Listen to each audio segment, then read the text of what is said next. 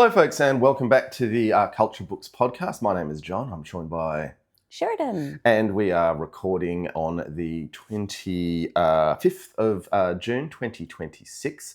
This is season 4. We're covering the book State of the Art, but only the short stories in the State of the Art that are specifically culture relevant. Hang on, there's more than one.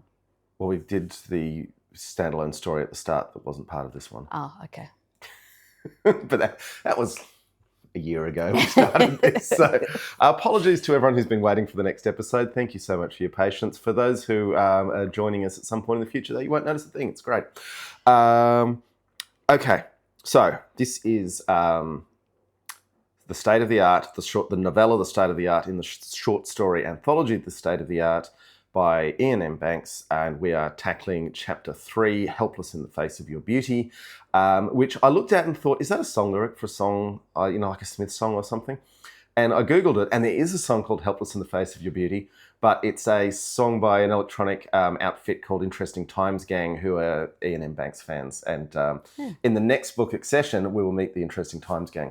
Anyway, Helpless in the Face of Your Beauty by the Interesting Times Gang is quite good if you're into that moody electronica. So, in fact, the whole album it's on, I didn't mind, and I'm not normally into that sort of stuff. So, Interesting Times Gang, they've got 19 followers on YouTube, so less than us.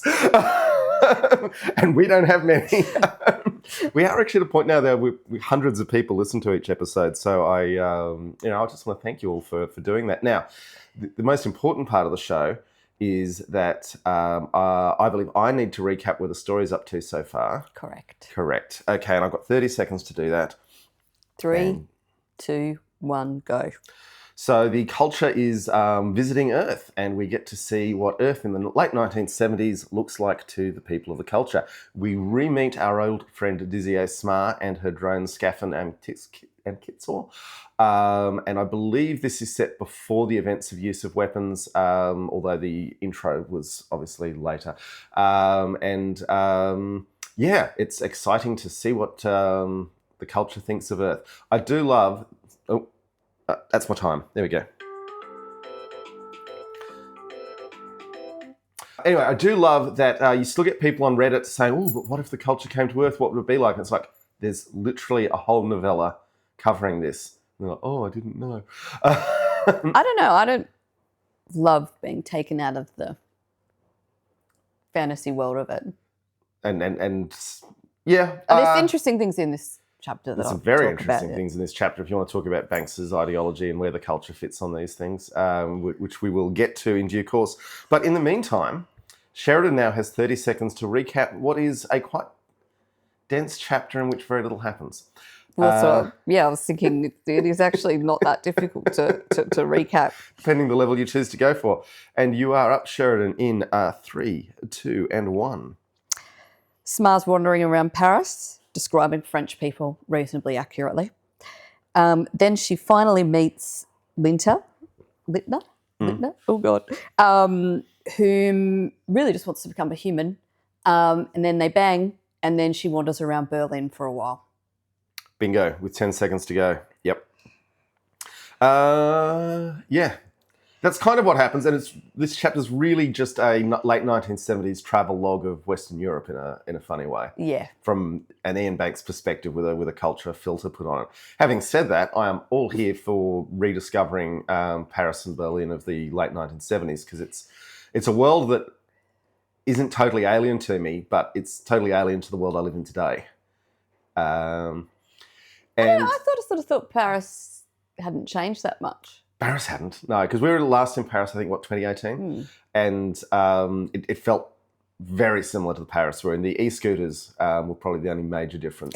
And they've gotten rid of those since. So, which is a shame, because getting around Paris on a rental e-scooter was quite fun, was amazing fun. Now, if anyone just heard a little woof, we should probably introduce Little Banks. On social media, he has been introduced, but I know that most of you don't follow us on social media. Yes, so Orwell has crossed the Rainbow Bridge, and joining the existing dog, Ian, we now have Banks, who's curled up on the couch and occasionally woofling. So we just need a pet called M. I guess that's the next cat, huh? Anyway, he's a very adorable 3-month-old Kelpie. And if you want to see a picture of him, it is on our Facebook and on our YouTube as a post. Okay. So I just want to quickly go back to the very end of the last chapter, which was finished in italics, scene 4, the French camp a tent, which is a line out of King Lear, which you can only really associate King Lear and a King Lear quote with descent into madness. That's the cultural resonance trying to be achieved with that. Mm. So, and we literally start with Smar on the spaceship about to descend. And I guess that means that our Earth is the madness. Look at these literary allusions just flowing. And, Yeah, I didn't get that one. Okay. We get this description of the Arbitrary, which is our ship. Put it down to its upbringing. The Arb was a product of one of the manufactories in the Yin-Yang orbitals in the Kahas Cree. I've checked, and those factories have produced a good percent of the million or so GCUs there are blatting around the place. That's quite a few craft. And then there's a footnote to the drone saying, Smart doesn't do numbers and there's only about 10,000. And as far Do you as... read the footnotes? Yeah. This is an era when funny footnotes were kind of a thing. Well, so, yeah, because I read on Kindle, so I don't tend to click on the little footnote They've gotten link. better at having them pop up instead of taking. Well, anyway, on the audio book, it does give the footnotes, and I did find some of them quite amusing. So I thought maybe I should read them. I would strongly advise reading the footnotes. They were put there for a reason. I don't think that footnotes are featured heavily in the other books. No, they haven't. Memory. Yeah. It was. A lot of authors in this period would write quite parenthetically with funny little footnotes to take you out of the narrative, and it's gone out of fashion. But it was Terry Pratchett did it a lot, but even George MacDonald Fraser, I can think of, used them a lot in his Flashman books, which again were written around this era. Anyway, getting back to it, Smar saying, as far as I can see, they're all a bit crazy. It might be the mines there, I suppose. They seem to like turning out eccentric ships. Shall I name names? See if you've heard of any of this lot and their little escapades. The Cantankerous, only slightly bent. I thought he was with you. Space Monster, a series of unlikely explanations. Big Sexy Beast, never talk to strangers. It'll be over by Christmas, which has got another footnote saying this is a loose translation from because culture obviously doesn't do Christmas. Funny, it worked last time. Boo. Ultimate Ship the Second. Etc., etc. Need I say more? Now, this is the first time Banks has really gone nuts with ships with funny names. And you're going to have a favourite of these names by the end of the chapter, Sheridan. So she's on the Arbitrary, and then she gets shown her vehicle for getting back down to Earth. What did you think of the big red Volvo? It was very of its time. Yeah. What's funny is it was immensely of its time in its time, and it's even more of its time now. Yeah. Which he probably couldn't have guessed 50 years ago when he was writing this. But, one thing I did have trouble with when I was trying to get a thumbnail image for this episode was that when I asked AI to give me an old red Volvo, it gave me an old red Volvo as it would look in 2026 with the paint hole missing. And rust everywhere, and it was quite tricky to get it to give me a old red Volvo as it would have looked in the 1970s. But Nano Banana came through with some beautiful... What's Nano Banana? Google? That's it's owned by Google. It's one of the better image generators. I think it's been superseded now, but I did the thumbnail 6 months ago, Sheridan. I'm sorry. Anyway. I'm very sorry. So Smar steps into the hangar and was immediately confronted by a large red Volvo station wagon. And then I love when she gets in. Smar, the ship said from the stereo. What? Seatbelt. Which is funny in that it's a fight we're still sort of having today. You get Americans getting narky about being told to wear seatbelts. Australians do not have a problem with seatbelts. No, we just put seatbelts on. Partly because a lot of Australians die in road accidents, and a lot less die since we started wearing seatbelts, and we're not stupid enough to. I think we also like rules, but anyway. We like inflicting rules on other people more than we like rules ourselves. I think we're pretty conformist.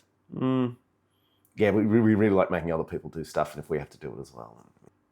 And then it's a nice description of descending out of the ship and through the layers of fields and suddenly seeing the earth spread out below. And the ship switched on the stereo again and played me Serenade by the Steve Miller Band, somewhere over the Atlantic, off Portugal, I think. And just at the line, the sun comes up and shines all around me. Guess what happens? So, brain the size of a planet, and the ship can, figure out that in 4 minutes' time the sun's going to rise and make it all happen. But it's in the text, it's a magical little moment.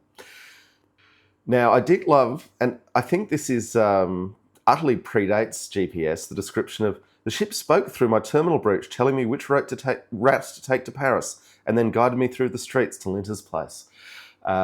Which, when it was written, that was not the commonplace that we enjoy today, where computers are telling us which way to turn all the time. Yes. No screen, though. But I guess she couldn't have that in the Volvo. No, the police would really be asking some questions if there was a flat screen in the Volvo. It's funny to think that the Toyota in the garage, if you took it back in time 40 years, could start a war. People would really want to see what's in that. So then we get the start of the Linter relationship. Let's call it that, because it's not a romance per se, I'd say. And I even describe it as more of an encounter. True. And it really took me back to, because when I was first traveling around Europe in my 20s, it was the mid-1990s. And I didn't have a mobile phone then. They were starting to become quite common, but they weren't everywhere. Yeah, you'd struggled to have a mobile phone back then. Yeah. No, like I said, I was working in a cinema. Lots of people were on their phones, but it wasn't ubiquitous. Yeah. And the other thing was there was no email. Email existed. Well, there's no GPS tracking either. Well, sorry, I was just thinking about the way people found each other and kept in touch with each other.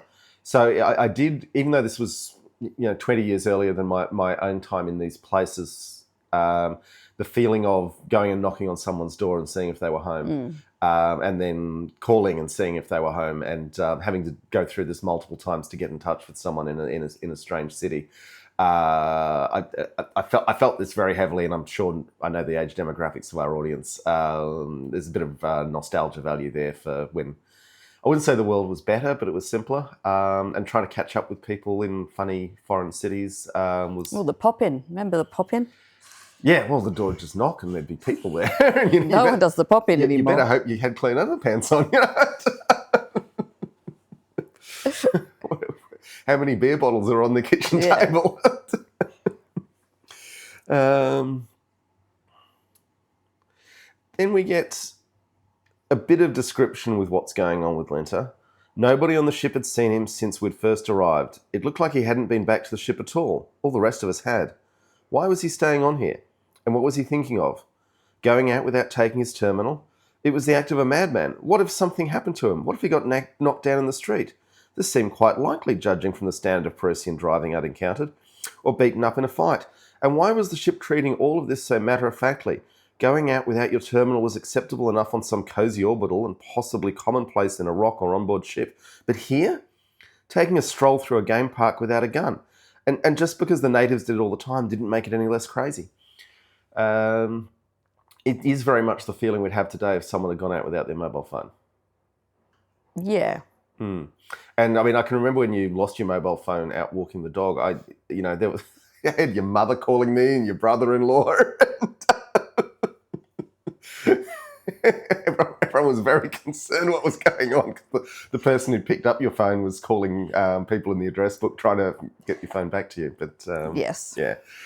I don't know how you lost your phone walking the dog, but maybe I don't want to know. It just fell out of my pocket.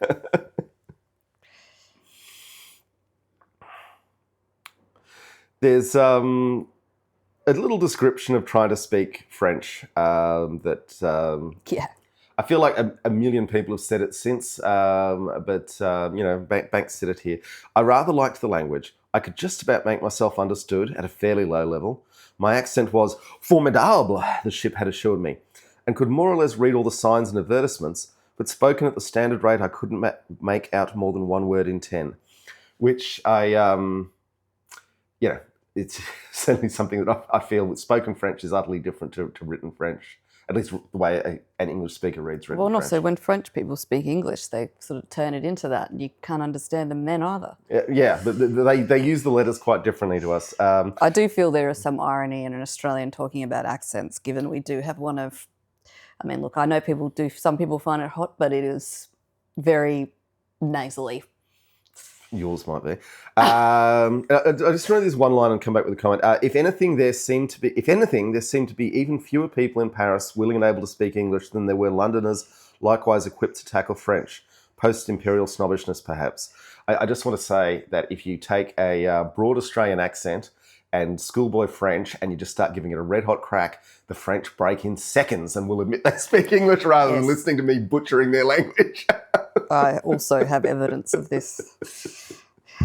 But you do need to give it that red-hot crack. They do look quite pitifully at you, actually. And we get Smar wandering along the Seine and the Ile-de-Cite and Notre Dame and all places that most people who've been to Paris would have been. And it almost feels cliche at this point. I mean, it's a cliche for a reason. Yeah. And then she gets really shocked by a memorial to the deportation. And I've been in the park. I was actually wondering where this was, to be honest. I'm sure I've been in this park. I didn't notice the memorial, but maybe they've moved it, or maybe I just didn't notice it in the park.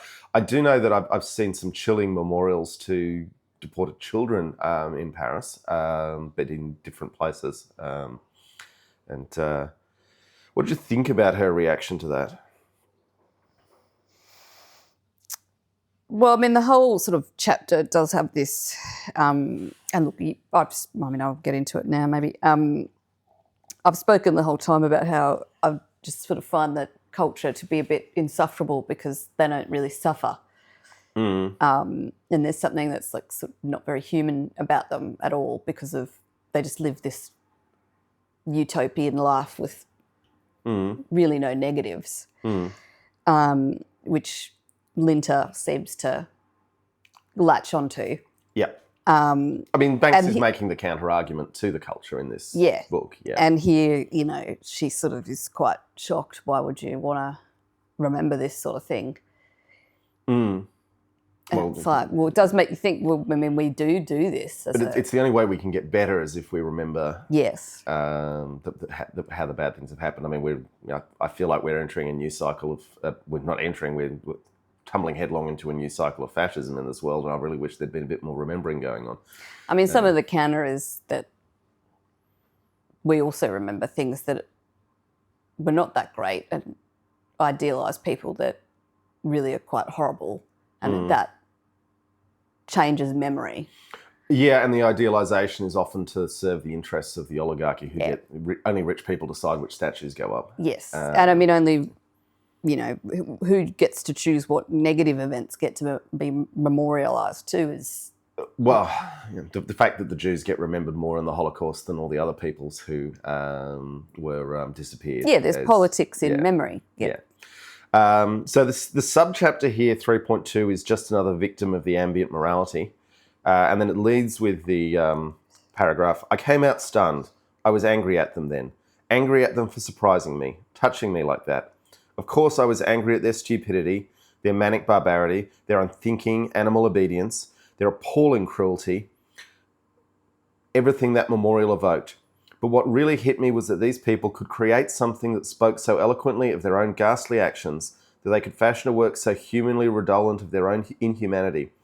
I hadn't thought them capable of that, for all the things I'd read and seen, and I didn't like to be surprised. I mean, I don't know why she would be surprised by it. I feel like this is Ian Banks writing as himself more than writing as Dizzy S. Smart there. And then we get more wandering through the Tuileries and seeing the Mona Lisa. I mean, I feel like today you don't just get to pop into the Mona Lisa the way she did there, but I mean, it does still describe all the people with cameras crowding the room. Yeah. I actually think it's probably more organised today than what it would have been. I think it would have been harder to see back then in some ways. Because it wasn't as well organised. Yeah, because it was just a mass of people going, whereas now there is a sort of... flow and ticketing. And Well, I think to be honest, I couldn't be bothered seeing it when I was there because it was just so overwhelmingly hectic. And I sort of got in there and thought, I'm not going to deal with it. But there is a sort of, they push you through it, I think. Yeah. So you can't sort of linger too long. Yeah, and it's all tessellated walkways, and you've got to progress. Yeah, it's not. I mean, it's not quite like the Crown Jewels in London Tower, where you literally go on one of those Travelator. Yeah. Yeah, travelator, and you're like, you really can't go backwards. You could keep going round and around though, but anyway. Now, there is a description of the Invalides with old Panther tanks. I don't believe they're still out there. Actually forgot there was a tank mentioned. Yeah, there we go. John does a tank I do a podcast about tanks called Totally Tanked. So if anyone wants to listen to more of my voice while they wait for the next episode, totallytanked.net is the place to get all your left-wing tank podcasting. A new genre. Yeah. We are the most popular tank-related podcast in the world, despite being left-wing. So. There is a description here that I just had to read out. I had lunch in a smoky little place near the St. Sulpice metro. You sat on high stools at a bar and they selected a piece of red meat for you and put it, dripping blood, on a grid over an open pit filled with burning charcoal. The meat sizzled on the grill right in front of you while you had your aperitif, and you told them when you felt it was ready. They kept going to take it off and serve it to me, and I kept saying, non, un peu plat, s'il vous plaît. I thought my accent was all right there. And yeah, I mean, this is just, but that's the real Paris experience, getting into, these sorts of little tabacs and cafes. But then she's thinking about how queasy she is about seeing animal meat treated this way. Come to think of it, there would have been millions of vegetarians on Earth who'd have been equally disgusted. Would they have eaten our own vat-grown meats, I wonder? Which, obviously we're making vat-grown meats pretty much now. I think a lot of vegans still have problems with it. Yeah. I guess it depends why you're a vegetarian or vegan. Yeah. And there is also just the biological thing that if you haven't eaten meat in years, then eating faux meat is still going to do terrible things to your guts. But, and then describing leaving, I had a couple of glasses of rough red wine too, which I let have some effect. And by the time I was finished, I was feeling reasonably together again and quite well disposed to the locals. I even remembered to pay without being asked. I don't think you ever quite get used to buying. Which so their life, I just find I don't think I'd want to be one of these people. Well, luckily for you, you get to live on Earth with all the misery to make you appreciate the rare moments of sunshine. And then finally she catches up with Linter. But Linter's car was there in the courtyard, parked beside the Volvo. His auto was a Rolls-Royce Silver Cloud. The ship believed in indulging us. Anyway, it claimed that making a show was better cover than trying to stay inconspicuous.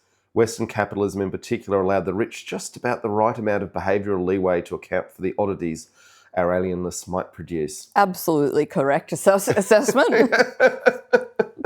Yeah, I mean, I do think of, like Jimmy Savile, literally in this era was driving around the countryside in a Rolls Royce with a trailer towed behind to abuse the children that he picked up in. Yeah, and everyone just thought he was a bit quirky. Yeah. Oh, look, there's a quirky guy in his Rolls Royce. Well, if he's got a Rolls Royce, he's got lots of money. We better not mess with him. I think he's friends with the prince. I mean, arguably, you also have to be male to. We don't quite. Well, that's why female. That's why we packed Smara in a red Volvo, right? Yeah. She's an eccentric lesbian, and this guy's rich. What do you think of his apartment? With all the books. Well, I mean, it's very human, isn't it, to collect things? I mean, it's also this is a young man's idea of a perfect bachelor pad as well. Do you think he's that young? No, Lyncher isn't, but Banks is when he's writing. Oh, right. Designer speakers and. What did you think of Linter? Well, I mean, I find him quite interesting because he wants to be human. There's a sort of sadness about him. Well, and that he wants to experience sadness and loss. Right. There's quite a few bit of description. I'm going to skip ahead of that to this bit that caught my eye. He drew on the cigarette, studying me through the smoke. He crossed his legs and brushed some imaginary fluff off the trouser cuffs and stared at his shoes. I've told the ship that when it leaves, I'm staying here on Earth, regardless of what else might happen. He shrugged. Whether we contact or not. He looked at me, challenging. What? I don't know. This really just brings back to me the sitting around in people's rooms in trying to have big thoughts, drinking red wine and smoking cigarettes in my 20s. And Banks was roughly a similar age when he was writing this. And anyway, this whole thing's a big nostalgia trip for me. But I'd really be interested in what a modern 20-something thought of all this stuff, whether they view it the way we view Edwardian era living rooms and parlours and Downton Abbey and that sort of thing. I think it's not quite as big of a gap. Downton Abbey's getting not that far. This is all True, 50 years ago. True. Yeah.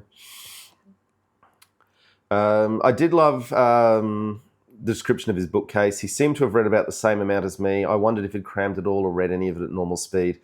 Dostoevsky, Borges, Green, Swift, Lucretius, Kafka, Austen Grass, Bellow, Joyce, Confucius, Scott, Mailer, Camus, Hemingway, Dante. This is just a run-through of authors a 20-year-old man thinks are cool.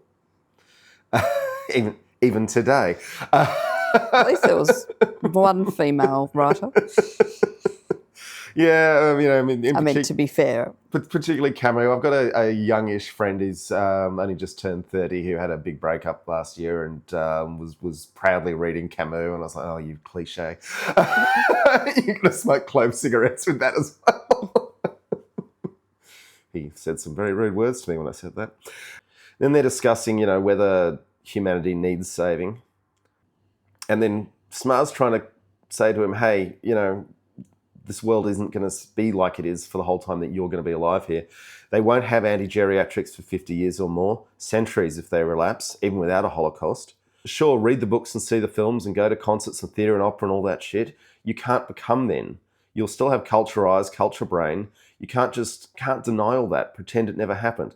I stamped one foot on the floor. God damn it, Linta, you're just being ungrateful. So how old, what's the age progression? Like, he's not going to age as fast. He's probably going to live another 150 years at least. Yeah. Unless something happens to him. And then his reply is quite good. Neither of us owes the culture anything. You know that. Owing and being obliged and having duties and responsibilities and everything like that. That's what these people have to worry about. He turned round to look at me. But not me. Not us. You do what you want to do. The ship does what it wants to do. I do what I want to do. All's well. Let's just leave each other alone, yes? He's not going to be able to lead that carefree lifestyle on Earth without support from the culture. They're going to have to have given him piles of money or, technology or things like that. That is true. He's probably not going to get his Rolls Royce. He's not going to be able, he's not going to be able to get a job. It's nothing to the culture to leave him with, a ton of gold that he can chip off and sell at the pawn shop, though. Yeah. And then she's saying to him about the pace of change. They're used to change, used to it all happening fast. All right, you like it the way it is now, but what happens later?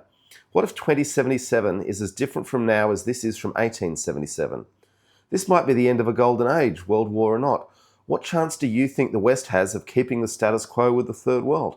I'm telling you, end of the century and you'll feel lonely and afraid and wonder why they deserted you, and you'll be the worst nostalgic they've got because you'll remember it better than they ever will, and you won't remember anything else from before now. Which is funny because we're starting to get weepy and nostalgic to the pre-millennial times as well as things get tougher and meaner. And then just a line here I absolutely loved, a bit of snark creeping back in. Linter put his glass down on the granite table and went over to the hi-fi, turning on the tape deck. I wondered what little bit of planetary accomplishment I was going to be treated to. Which did remind me of that feeling when you're in one of these apartments and someone goes to, ooh, here's some music that I think you'll really like.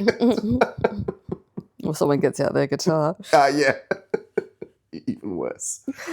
That is kind of an interesting thing that isn't explored in the conversation is, how crap his life would be if he wasn't getting the culture support. If he actually had to go and work a minimum wage job with no documentation. Yeah. So sub-minimum wage because he's got no documentation. I mean, no documentation back then was a bit easier to get around, but Only if you had networks, though.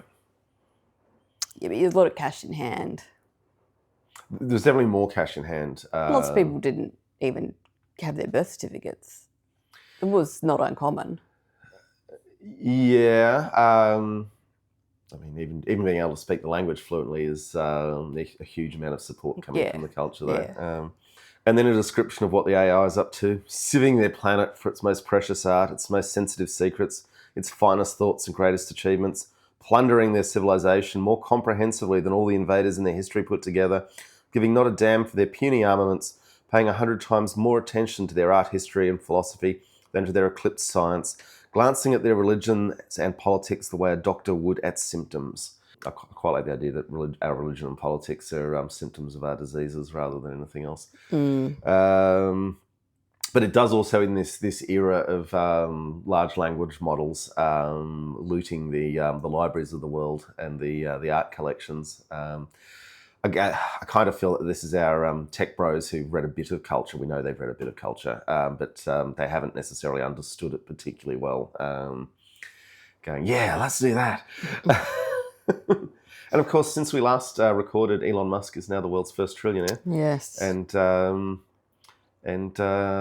he maintains that he has read the culture books, even though he shows very few signs of having understood it. Except there's a blueprint for all the worst things that happen in these, I guess. Still in Paris, I may have wanted the exact opposite of Dervy Lee Linter, but I very much doubted I was going to get my way either. I didn't want to leave. I didn't want to keep them safe from us and let them devour themselves. I wanted maximum interference. I wanted to hit the place with a program Lev Davidovich would have been proud of. I wanted to see the junta generals fill their pants when they realised the future is, in Earth terms, bright, bright red. So Lev Davidovich, for those who have forgotten, was Leon Trotsky. Right. So this is Ian Banks waving the red flag, saying, "I'm a Trotskyite, and the future is communist." And he doesn't really be quite that specific in Earth terms about a political agenda any other time. It's a rare dropping of the curtain. But he's speaking as Linter. No, he's speaking as Smar.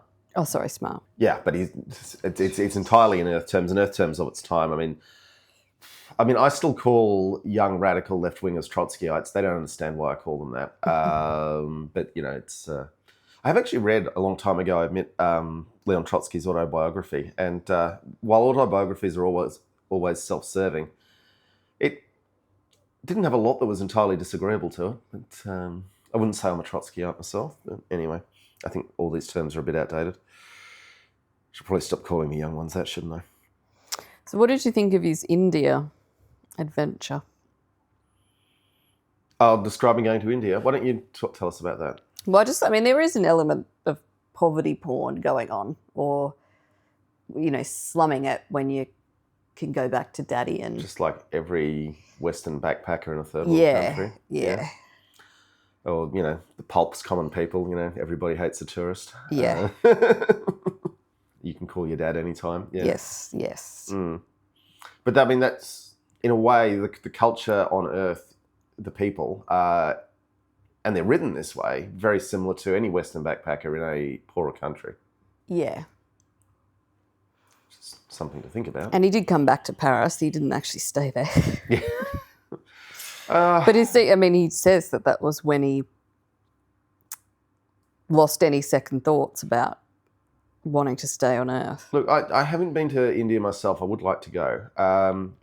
But you do get a lot of people talking about you only truly see beauty in amongst the poverty and squalor, and that there's something there.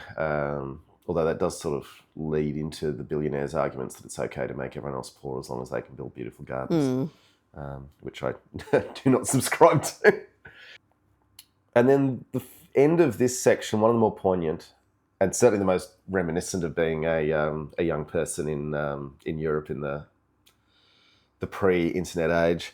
I got him to show me around Paris in the Rolls. Then we ate magnificently in Montmartre and ended up on the left bank, wandering the maze of streets and sampling a profligate number of wines and spirits. I had a room booked at the George, but stayed with Linter that night, just because it seemed the most natural thing to do, especially in that drunken state. And anyway, it had been a while since I'd had somebody to hug during the night. Next morning, before I set off for Berlin, we both exhibited just the right amount of embarrassment and so parted friends. Which feels like every drunken fumble falling into a one-night stand that anyone's ever had. Maybe the culture is a bit human after all. Well, the author of this book is.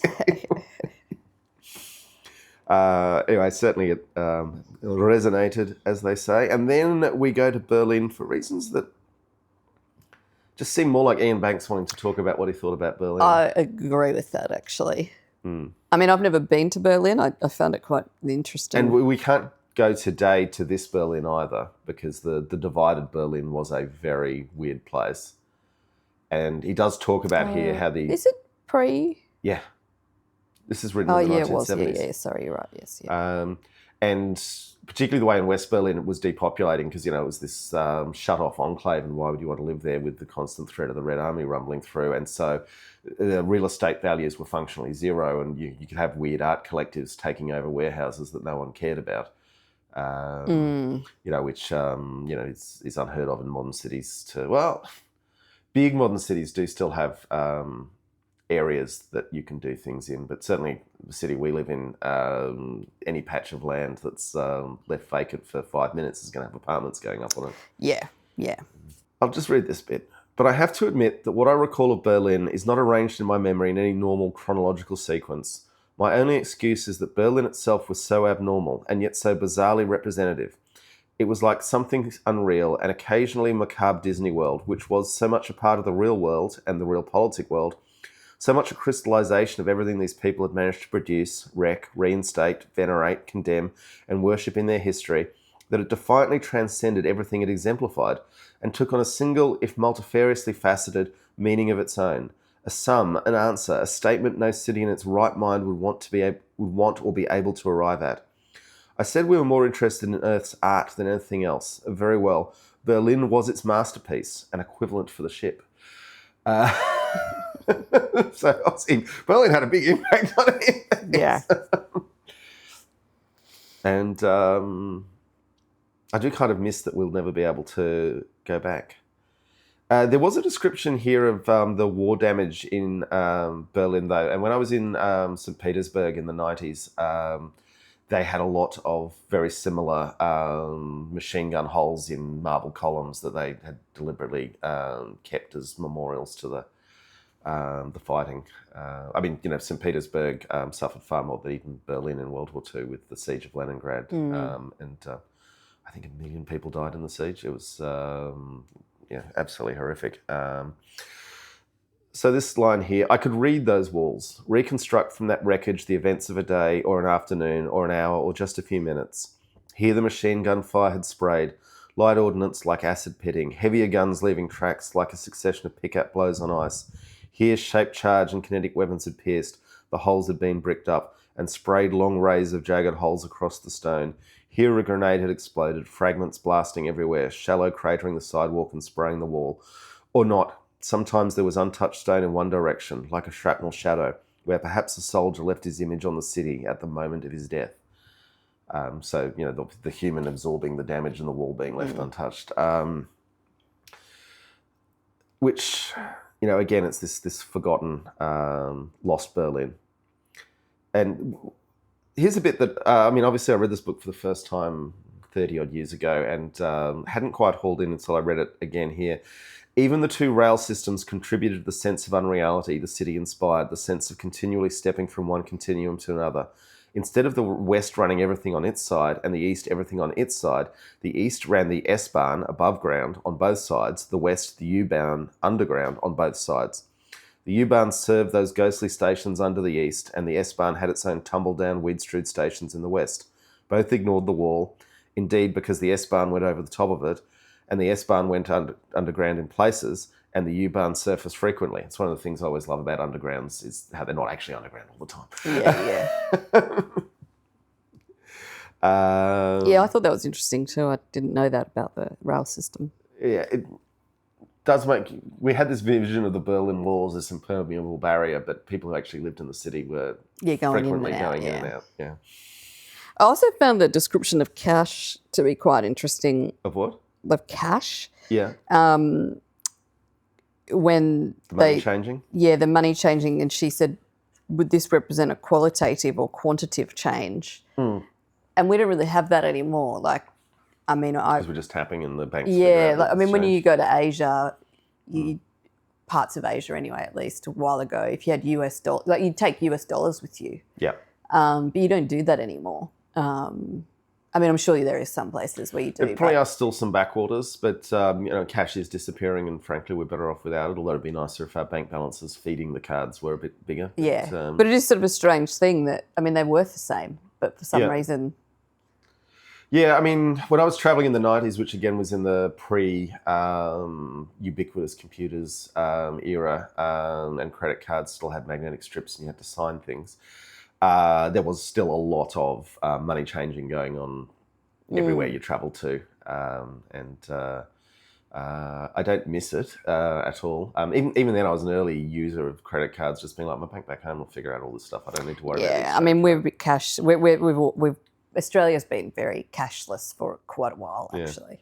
Yeah, I mean, we still have a lot of horrible old men who bang on about, my cash never lets me down when there's a phone. And it's like, the till doesn't work if there's a power failure, mate. And the description of the East, was this farce, this gloomy slideshow trying to mimic the West, and not even doing that very well, the best job the locals could make of socialism? Maybe there was something so basically wrong with them, even the ship hadn't spotted it yet. Some genetic flaw that meant they were never going to be able to live and work together without an external threat. Never stop fighting. Never stop making their awful, awesome, bloody messes. Perhaps despite all our resources, there was nothing we could do for them. And, I mean, there was a lot of talk certainly in the 90s, how East Germany was the best run bit of socialism. Although from the perspective of 2026, we look at Soviet housing blocks, which everyone loathed back in the 90s, and be like, I wouldn't mind a bit of housing being provided, particularly as the Soviets provided heating in all their public accommodation. It was done at a city block level instead of having to pay the electricity company a fortune to stay alive. A bit more, their history wasn't so far off the mean track. They were going through what 1,000 other civilizations had gone through. And no doubt in the childhood of each of these, there had been countless occasions when any decent, well-balanced, reasonable and humanely concerned observer would have, all they would have wanted to do was scream in despair. And then talking about the money changing, money implies poverty, I quoted them. Hell, they should engrave that in stone over the hangar door of every GCU. I'm sure they're thrilled to be told money implies poverty. But that is one of the most quoted Ian Banks lines, well outside the context of the culture. And I think it's good to remember it as well. Yes. So Sharon's nodding at me and I'm like, no, sorry. We need to do the talkies. And then Smar drives up to Hamburg and gets picked up leaving the car by the side of the Elbe River. A module sighed out of the darkness, dark on dark, and took me to the ship, which was over the Pacific at the time, tracking a school of sperm whales directly beneath and plundering their giant barrel brains with its effectors while they sang. I mean, it's interesting they're plundering the animals as well as the humans for knowledge. Well, I mean, whales do have much bigger brains than we do, so who knows what wisdom they're sharing through their oral traditions. Before humanity messed up their deep-sea communications. All right, that is the chapter. Did you have a favourite ship name? I did, but I'm just flicking back to make sure that I've remembered it correctly. I think it was called Space Monster. Space Monster was a good one, yeah. Yes, Space Monster. I mean, I did love Ultimate Ship the Second, but that's a joke you only... That is funny, yeah. Cool. Okay. Well, what was your favourite character? Well, I quite like Linton. Linter, sorry. Yeah. I don't know why I keep saying Linton. What, just that because he wants to experience a bit of darkness with his light? Yeah. Would you have banged him? Don't know what he looks like. I mean, tall, blonde-haired, good-looking. This doesn't necessarily equate to a general... He's got a killer apartment in Paris. He does seem to. That would have been appealing. That would have been appealing for sure. Fair enough, because I do think of you as quite a Smar-like character. Oh. Yeah. Okay, well, folks, thank you so much for listening this far. Sheridan promises you won't have to wait 6 months for the next episode, but we never know. I've promised before. We've heard this before. And we hope you are all keeping well, and we'll be back in your ears as soon as we can. See ya. Bye.